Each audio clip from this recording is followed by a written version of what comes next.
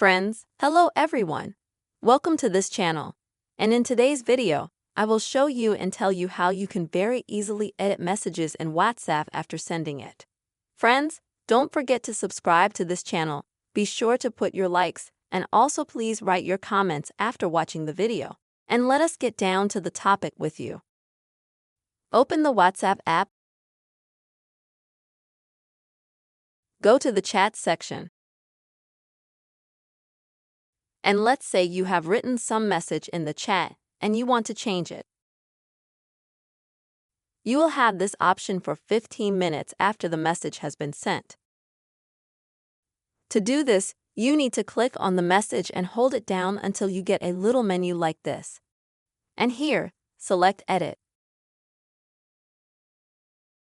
And now you can edit your messages the way you want. And then click on the green check mark.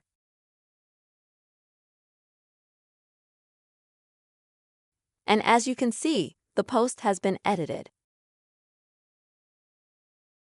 And it will definitely be written underneath the message that it's been edited. And all the WhatsApp users, everyone who reads your modified message, they will see that you have modified it. But they won't see the original version of that message. This is the way, friends, you can easily edit your WhatsApp message after sending it.